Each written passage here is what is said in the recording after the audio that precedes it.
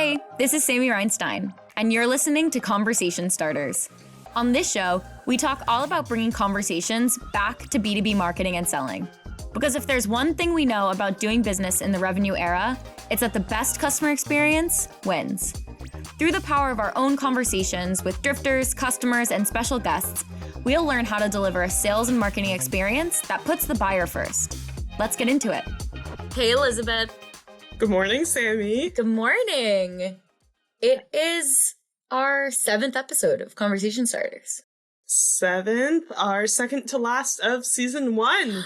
We've been chugging along. That's crazy. I have been listening to them, which I normally try to avoid listening to my own voice, but I have been going back to listen to our guests talk because I feel like they have had so many good things to say this season. Yeah, definitely repeat episodes to get all of the information. But I totally agree. And given my role, I have to listen back to all of the episodes for edits and social clips and all of that. And I will say more often than not, I'm like 1.5 to 2xing these parts just to get through myself. It's hard. But it's also really helpful because I feel like every time now we come back into the studio, we either want to experiment and try something different, or we're like, that didn't work, let's try this. That kind of thing. Yeah, I listen to myself back and I'm like, oh, I need to stay away from these types of, words or reactions or whatever it is. And I learned from them. Which, speaking of learning from listening to yourself back, what a segue. Seamless transition. Today we are talking to Ryane from Gong. And Gong is a revenue intelligence platform. And Ryan's going to talk all about it in this episode. But I'm really excited to learn how she talks about using data and making better conversations from that data. Yeah, I'm really excited to hear what she has to say, not only from a sales perspective, but also a marketing perspective. Yeah. I've heard only good things about how our reps use Gong and really what you can learn from listening back to the calls. So excited to get into it. Ryane, thank you so much for coming on the podcast. Yeah, not a problem. It's great to meet you, Sammi. Good to see and hear everyone listening. Awesome. And Ryane, can you introduce yourself and give a little bit of background at what you do at Gong? Yeah, I am the product marketing director at Gong, and I'm focused on our strategic messaging at the company, specifically around a lot of our company-wide initiatives, new messaging, new positioning, and our net new product launches. So we've got some fun stuff coming up for this year. Been at Gong for exactly 1 year on the dot. February is my 1-year anniversary. And I came over from spending a few years at Salesforce and then a few other years at General Electric. Happy 1 year at Gong. That's very exciting. Time flew. Time does fly. I feel like, especially at tech companies, it's like 1 year is 7 years. It's like, how did this happen when I got the notification? Like, oh, cool. Great. I know. I love getting those notifications on LinkedIn and I'm like, seriously? I've been here 3 years? What? This is my favorite question to ask someone in product marketing. So I'm very excited to ask this to you. Okay. What is Gong? Yeah, good question. So Gong is a revenue intelligence platform. And the goal is to empower the entire go-to-market organization. That includes sales, which we talk about a lot, but also customer success, marketing, enablement, or inside teams. And the whole goal is to operationalize customer interactions. And that's every way that you communicate with your customer, emails, Zoom calls, texts, everything like that, so that you can unlock reality and really understand and action upon what's going on with your customers. Nice. And if you go to Gong's website, first of all, if you go to Gong's website, you do see an adorable drift bot in the lower right-hand corner that says woof. I'm obsessed with Bruno bot. Yeah, it's one of my favorite icons. But also, if you go to the Gong website, you see words like using the science to help the art of selling. You see words like revenue intelligence.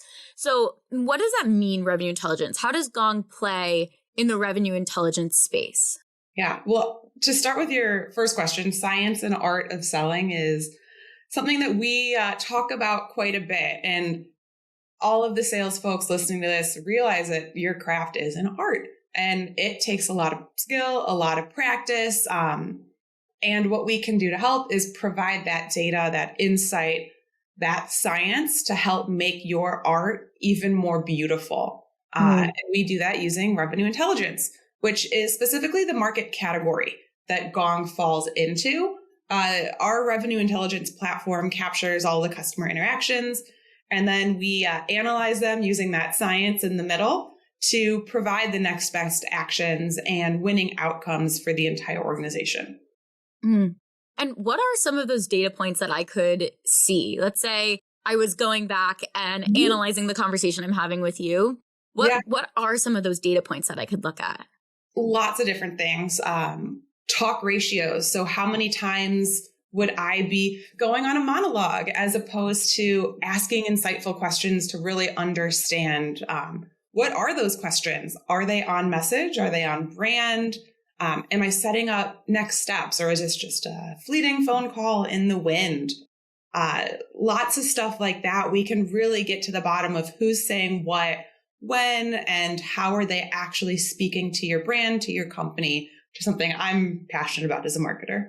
Yeah, I was on the customer success team before I was a marketer, and I would go into Gong and look at my conversations with customers. Yeah. And there would be so many times when I would look back and be like, really? I talked for that long? I know. You don't realize it when you're doing it. So I'm curious, like, how crucial is it that you look at that data, and how can you use that data to create better conversations? Yeah. I mean, looking at the data is honestly, it's step one. And understanding, first, you have to admit that you have a problem. No, it's really just starting to understand and be comfortable with your style, and then understanding the style that works, the style that sells, really learning from your team members and the reps that are closing the most deals, and repeating what is making them successful and actioning upon that. So understanding what good looks like and repeating that over and over again and making that into your art and making that into your craft.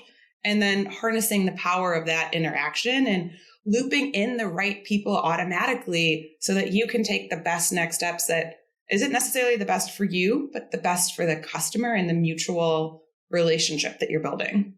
Yeah, I love that. At the end of the day, you're looking back at what you're saying, but it's to create a better customer experience, to create a better buyer experience. Yeah, you have to look internally, do a little soul searching first in order to make that experience the best, close more deals at the end of the day, and create that aligned view of the company. Yeah. And how does leveraging data help improve business productivity? Yeah. So data is honestly numbers and letters at a certain point, and you just collect these numbers and letters. And a lot of times it's like, well, that's great, but what do you do with it? And it's not exactly actionable until you add context to that data and start mining for insights. And context could be matching up a conversation with what's in your CRM, what was said in an email, how that text message appeared, marrying everything together so that you're getting not just one conversation, but the full scope of the relationship to create an action that actually makes sense. And it's not based on one thing. It's based on every touch point within sales and marketing and CS that this customer is having. So it's A, not repetitive, and B, it actually matters. I love that. I think it's something I've talked about in a previous podcast, but as marketers, as salespeople, there is a certain level of ego that can creep in where you think, this is the best next action, or this is how my customers are talking. And, I need to be talking the XYZ, but really getting down to the data and letting that provide the next best action is going to create that better experience. Yeah.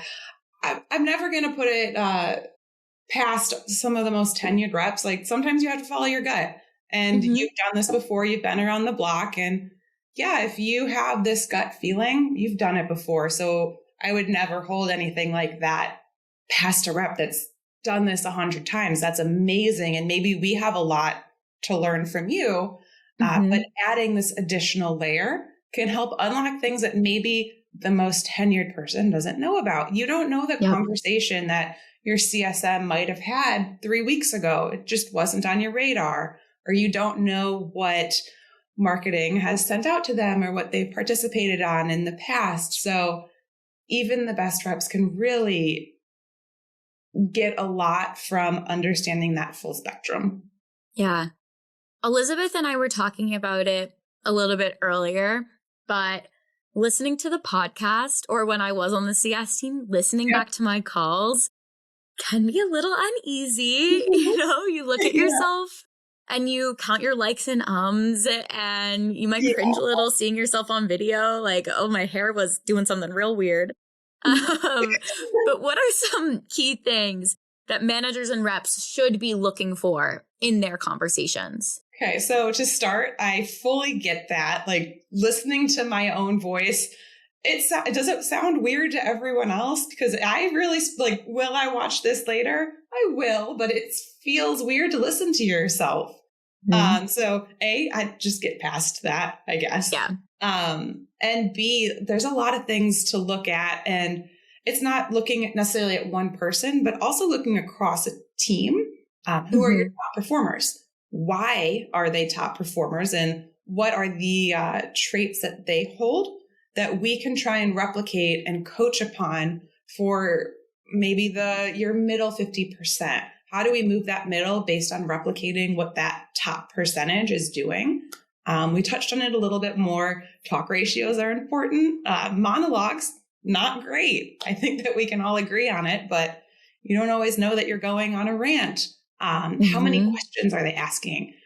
What we actually do is literally count the number of questions that are asking. Are they setting up next steps? Are we making this a process that's going to last a little bit longer?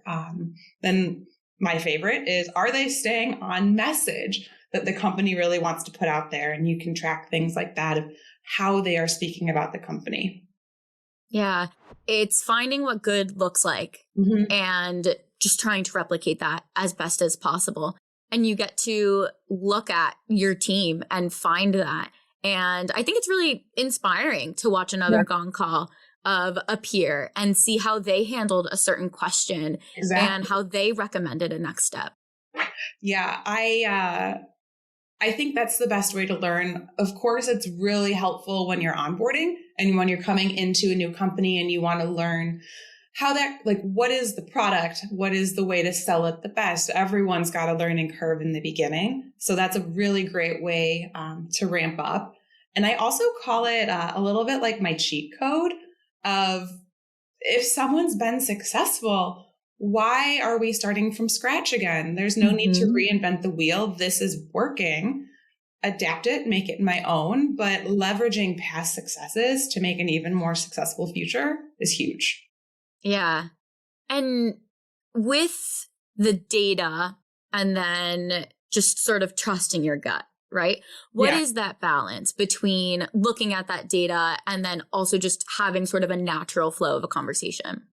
Natural flow is the most important aspect. I think you're trying to develop trust. You're going to be that trusted advisor. You want to have this person be your right hand throughout the process. So being able to sift through the noise if you have too much data, trusting your gut at a certain point, there is that art there that we're never, ever going to try and take away from. Just looking at the data, but making it your own, putting in your intuition into it, understanding what good has looked like for you and using that to add a little bit of flavor to it. But too much data can be overwhelming and counterproductive. So just making sure that it's actionable. Yeah. And trusted advisor is such a good key term when thinking about having conversations with customers and having conversation with buyers. We talk about that a lot at Drift of how can you make sure that your interactions are creating trust? And once you have that trust, how can you keep that trust? Yeah, it's something I hear a lot in the market, trusted advisor, and I truly believe in that as well. Yeah. Can you talk to me a little bit about an experience that you've had using Gong that's taught you something about the way you interact with customers?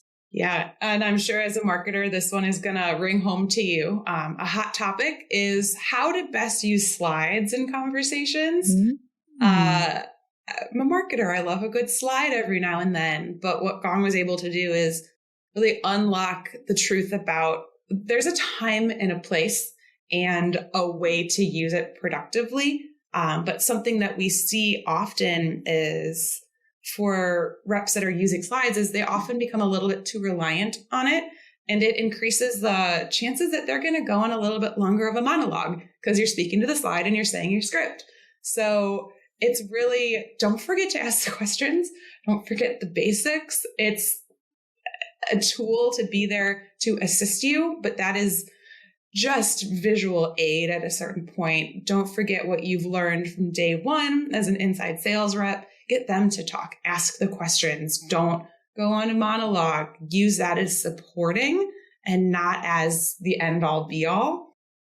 And I'm sure a lot of folks here go back and forth on slides, and it can be done, but it has to be done tastefully. Okay, I'm very guilty of using slides, especially in remote settings where you're kind of so used to being on Zoom and you want to maybe hide a little bit behind it.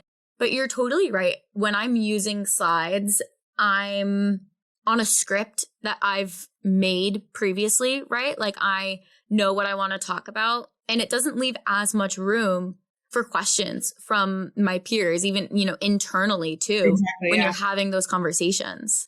Yeah. Don't get me wrong. I still use slides every now and then, and I still believe that they are a helpful tool, but it's all about not forgetting, your core foundation. Yeah. And relatedly, how does Gong, and this is very relevant because I love Bruno the dog bot, how does Gong eat its own dog food? How do you use Gong to create marketing and sales strategies? For sure. So this is something that I'm very much in the middle of right now. So I'm focused on a lot of our strategic messaging for the company. And you may or may not have noticed, we've done a lot of updating over the past couple months. We have an all new website. We have a new mission. We're really broadening the awareness of Gong, what Gong is. And so something that I've been doing as a marketer is trying to track those Gong on Gong statistics. What does our adoption actually look like for the strategic messaging? How many of our reps are actually using it? But instead of just that count, what's actually more important is how is it actually impacting win rates and sales velocity? Are you winning more with this messaging? Are your deals progressing faster? When it is landing, why? Like, how did you actually position it? How did you make it your own? What questions did you ask? When it's not, what went wrong? Is it something that we can change on the fly? I use it as, like I said before, my cheat code. And if there's something that needs to be changed, the data is going to tell me this is not something that you need to hold so near and dear that you can't change it. It's about being fluid and learning from the data and actually doing something with it. So I am constantly looking at my trackers to see what this is looking like. Yeah, that's interesting. Gong has had a refresh in a way, a new logo, new website. So what did that enablement look like with the sales team of this is what our messaging looks like. Here's how you should use it. And then using that to look at the win rates. So we did 100% training for the entire company. So we had to do a stand and deliver of we're going to train you up on what the new messaging is. We'll have our CRO do a recording, introduce a good way to position it. And then every single person had to certify with an enablement specialist, a product marketer, just to tell the message in a way that's unique to them. It's not about reading a script. No one wants a script. Everyone wants to know what it means to unlock reality to you. And then from there, we just started keeping an eye on it. We built custom trackers in Gong so that we can track whether certain key phrases were used, like our mission statement, or if a certain slide was used, so we can see specifically when and where it's used. And within the deals that it is used in, have those been closed won? Are those progressing faster? And we can track the timeline across when it moves through the deal cycle. But but it's definitely an ongoing effort. We launched everything in October. So we're seeing a lot of adoption and hopefully those win rates boost, but it's a very quick turnaround, but we see a lot of information and have also subsequently made a lot of changes based on what was working and what wasn't. I love that it wasn't just your sales and customer success team that was trained and certified. It was the whole company. Yeah, it's the sales team is definitely customer facing and it's one of the most important roles to stay on message. However, at a certain point, everyone is in sales in some capacity. Yep. If you're in recruiting, you are selling to a potential candidate or a potential new hire. You want to make sure that you are articulating correctly what is the company, what is the mission, what are you getting started in. We want our product teams to be building and understanding the whole goal of the company and what they're building towards. It is way more than go to market. And every single new hire from now forward is also learning everything new for the company with Stand and Delivers too. Yeah, I think that's what every single company should adopt. I love that there was that training and getting certified. And at the end of the day, everyone at the company needs to have those same values when they're creating new products or when the support team is talking to customers or whatever that is. Everyone is, at the end of the day, like you said, a seller. Everyone is basically a marketer. Right. Yeah, that's great. I love hearing that. The number of conversations I've had on the airplane of like, what's that sticker on your computer? Oh, it's Gong. We unlock reality, and goes from there. That is so true. Nowadays, with all the apparel, you're a brand ambassador no matter where you go, and you need to be able to speak the same. There you go. I wish I had some swag with me too, but I do love Gong swag. Okay, and something I am curious about selfishly as I go into more conversations with buyers and customers, do you have any sort of database of common mistakes that you have seen in sales or marketing or customer success calls? Yeah, so where I'd recommend starting is Gong Labs. We have a team of data scientists that look through all of the interactions in Gong to find common mistakes, very positive successes, just to help identify traits for anyone to use. This isn't just Gong helping Gong. I definitely recommend looking up Gong Labs. Devin Reed does a brilliant job of picking out the best data-backed sales tips. I pulled in a couple. I was looking at it right before we hopped on, just to leave you with a few fun tips. Please do tell. Yeah, so number one that we found is negotiations over email. Win rates actually spike when you share pricing over email. However, once they start asking questions or asking for a discount and that e-negotiation starts, that's when it starts to tank. No negotiations over emails. Definitely share the pricing. But when the question's asked, then you hop back on the phone so that there's nothing that's misunderstood over email. It's sometimes hard to get context like that. Yeah, that makes sense. And then also the tone sometimes can be misconstrued, different things like that. Can you really use, right? Exactly. Team selling is huge. You're going to see your win rate spike and your deal velocity go a lot quicker when you are bringing in your experts or your manager. That time investment across your team, that's building trust. When you bring in your director or your VPs or anyone like that, that time investment is huge. Your experts, so your product team, your engineers, they're helping you to build your credibility. And you're just getting the competitive edge when you sell as a team. Yeah, I love that. And it goes back to the trusted advisor, right? And bringing in those people who can provide that credibility. Exactly. And there's no expectation that one person knows everything. And I don't think anyone is ever going to expect that. And knowing when to bring in others is huge. That's a great tip. And then the last one is multi-threading. So team selling is great from your side as a seller, but talking to more people on the buyer's side and getting 4 or more contacts that you're actually speaking to is also going to hugely increase win rates. Ryan, I have talked about this on past podcasts, but I really need to actually do it, to have a notepad with me and a pen, because I wish I was taking notes. And I will go back and I will listen to these, and I'm going to send this to our, sales org. I'll pin it in the sales channel. Thank you so much for the insights and for coming on the podcast. Yeah, no problem. Thanks for having me. Feel free to reach out at any point, LinkedIn, wherever someone wants to connect. Okay, so my new editing tactic for these podcasts is going to be upload them to Gong, see what Gong sends back to me, and then I'll try to edit it in the best way and take notes so that each episode gets better. I think that's the new hack. That's exactly what Ryan was talking about, using data and the art and creating better recommendations. Ryan, you're welcome. I'm establishing a new use case for Gong right now, so congrats. And we're already big raving fans of Gong here. Yeah, so. If that wasn't clear, especially the dog. I love Bruno Bot. Well, speaking of balancing art and science in conversations, we actually have our first in-person Drift event coming up in March. We do. That's going to have a special speaker who knows a thing or two about persuasion, influence, all the things. Yeah. If you couldn't tell by just the two words, persuasion and influence, we are talking about Robert Cialdini.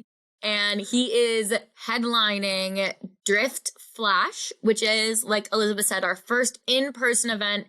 And I want to say 2-3 years, something like that. 2.5. The last one was San Francisco, November. We were both there, Hypergrowth. Yeah.